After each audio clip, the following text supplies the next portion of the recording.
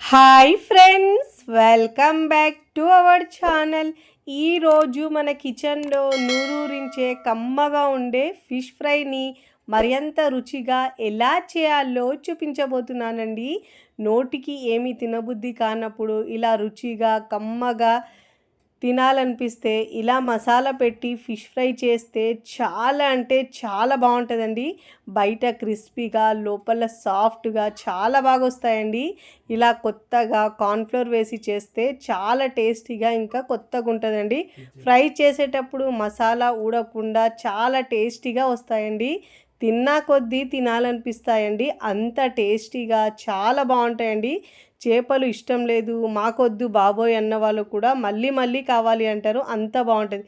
మరి ఇక ఏమాత్రం ఆలస్యం చేయకుండా చాలా టేస్టీగా ఉండే ఫిష్ ఫ్రైని ఎలా తయారు చేయాలో చూద్దాం రండి. ముందుగా ఇక్కడ నేను 600 గ్రామ్ ఫిష్ని తీసుకున్నానండి. ఉప్పు ఇలా లెమన్ వేసి శుభ్రంగా వాష్ చేసి తీసుకున్నాను. ఇప్పుడు దీంట్లో తడి లేకుండా తీసుకొని ఇప్పుడు దీంట్లో అల్లం వెల్లుల్లి పేస్ట్ 1.5 టీ స్పూన్ వేసుకోవాలండి. పసుపు 1/4 టీ స్పూన్ వేసుకోవాలి.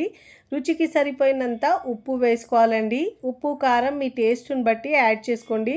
ఇక్కడ నేను కలర్గా కూడా ఉండడానికి normal red chilli powder 1.5 teaspoon వేసుకుంటున్నాను. Kashmiri red chilli powder colour కోసం మాత్రమే వేసుకుంటున్నాను. 1.5 టేబుల్ స్పూన్ వేసుకుంటున్నాను. ఒకవేళ మీ దగ్గర లేకపోతే ఫుడ్ కలర్ అయినా 1 పించు వేసుకోండి, లేకపోయినా అలా అయినా ఫ్రై చేసుకోవచ్చు.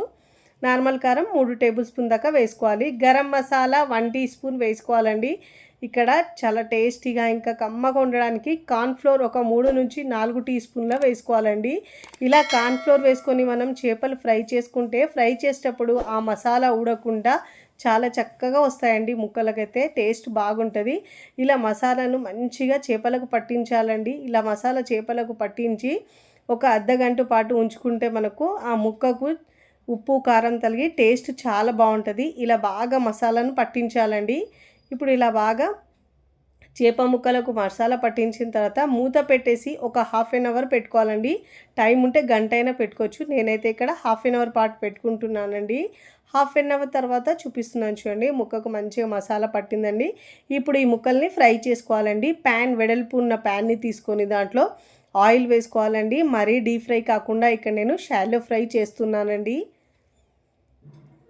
ఇప్పుడు 1 బై 1 మీకు ప్యాన్లో ఎన్ని పడితే అన్ని చేప ముక్కల్ని వేసుకోవాలండి. ఫస్ట్ టైం నా ఛానల్ చూస్తున్న వాళ్ళు ప్లీజ్ నా ఛానల్ని సబ్స్క్రైబ్ చేసుకోండి, లైక్ చేయండి, పక్కనున్న బెల్ ఐకాన్ని ప్రెస్ చేయండి. ఇలా ప్రెస్ చేయడం వల్ల నేను పెట్టే వీడియో నోటిఫికేషన్ ముందుగా మీ హోమ్ పేజ్కి వస్తాయండి. ఇలా నాకు ప్యాన్లో 4 ముక్కలు పడాయండి. అవి 4 ముక్కలు వేసుకొని ఫ్రై చేసుకుంటున్నాను. మీకు ఒకవేళ పెద్ద ప్యాన్ ఉంటే 5 అయినా వేసుకోవచ్చు. ఒకవైపు మంచిగా ఫ్రై అయిన తర్వాత మరోవైపుకి టర్న్ చేసుకోవాలండి. మీడియం టు హై ఫ్లేమ్లో మంటను అడ్జస్ట్ చేసుకుంటూ ఫ్రై చేసుకోవాలండి.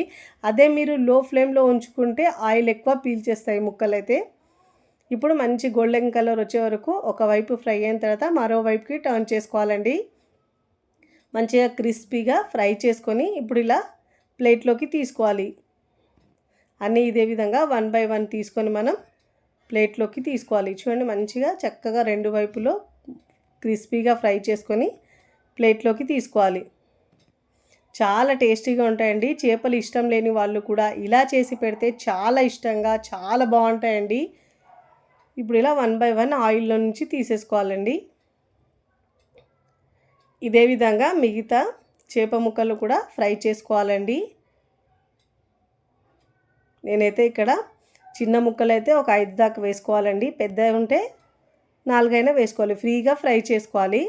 మంచి క్రిస్పీగా ఫ్రై చేసుకొని మరోవైపుకి టర్న్ చేసుకోవాలి. ఇదే విధంగా 1 బై 1 అన్ని వైపుకు మంచిగా టర్న్ చేసుకుంటూ మంచి గోల్డెన్ కలరు క్రిస్పీగా అయ్యే వరకు ఫ్రై చేసుకొని ప్లేట్లోకి తీసుకోవాలి. చూడండి, ఇక్కడ మంచి క్రిస్పీగా ఫ్రై చేసుకున్న తర్వాత ఈ ముక్కలు కూడా నేను ప్లేట్లోకి తీసుకుంటున్నానండి. తిన్నా కొద్దీ తినాలనిపించేలా సూపర్ టేస్టీగా ఉంటాయండి. నోటికైతే తింటుంటే అలా తినాలనిపిస్తుంది. 1కి 4 తినేస్తారండి. చేప ముక్కలు అంత టేస్టీగా ఉంటాయండి. ఇలా ఒక్కసారి మీరు మసాలా పెట్టి చేయండి, చాలా బాగుంటుంది. అన్నిటినీ ఫ్రై చేసుకొని చేప ముక్కల్ని సర్వింగ్ ప్లేట్లోకి సర్వ్ చేసుకున్నానండి.